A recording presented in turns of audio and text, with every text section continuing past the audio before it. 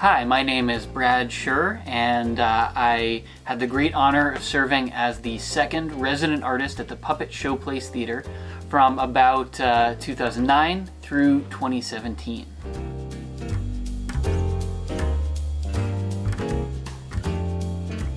For me as an artist and a puppeteer, Puppet Showplace Theater is kind of where I grew up. I came in with not a lot of work of my own, and I had the opportunity to learn by reviving some of the great shows created by Paul Vincent Davis, the original resident artist, and then to create new work with the creative and emotional and social and financial support of the Showplace, along with this circle and community of other puppeteers. The Puppet Showplace Theater is one of the very few institutions dedicated to supporting the art of puppetry. And it's hard work and it's necessary work. In this world where everything's on a screen, everything's created with a big budget somewhere in Hollywood or wherever, everything is a video game. I love movies, I love video games, that's all fun stuff.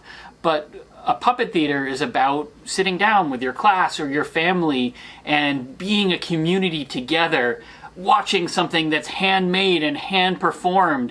It's about this realness and this physicality and this being there as a way to access the arts that brings people together in this really physical, visceral way that matters and that I feel like we cannot afford to lose as a culture.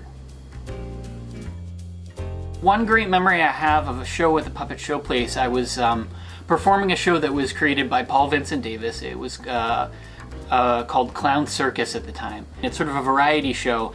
In this one scene, this clown comes out, Pierrot and his hobby horse. And after the announcement, it's totally a wordless scene. It's this sort of really lovely piece created by Paul where the clown gallops in on his sort of mechanical toy horse, and the horse breaks down, and beat for beat, this whole story is told just physically in pantomime with the puppet moving around. And this one kid in the audience decided at that one point to call out every emotional beat, everything that was happening in the story. He was feeling it, and we could feel it too, hearing it. So, in the beginning of the story, the horse falls down. It's like, the horse fell down. He's sick. There's something wrong. The clown is worried. He's trying to get the horse going. He's getting kind of frustrated, and through this whole thing, he's narrating the whole thing with this just absolute perfect sincerity. And at the end, when the clown finds the key and winds the horse up and it's going again, this kid was just expressing this pure joy, and everybody in the audience was with him. It was like we had a tiny Howard Cosell doing the play-by-play of the sports event, and it was just this sort of amazing, magical thing.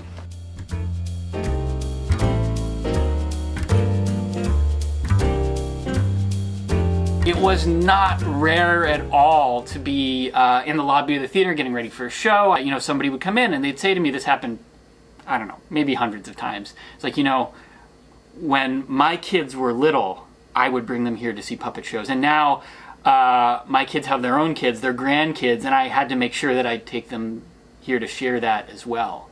So it's something that just keeps going through generations that people want to share. It's one of these really precious memories. The more I have experienced of its history, the more that I am able to sort of come back and see the community as it grows, both the community of artists and the community of patrons and families that get so much out of the Puppet Showplace Theater. I come back and I'm just sitting around with my mouth open in awe at how much joy comes from this place and how magical it is.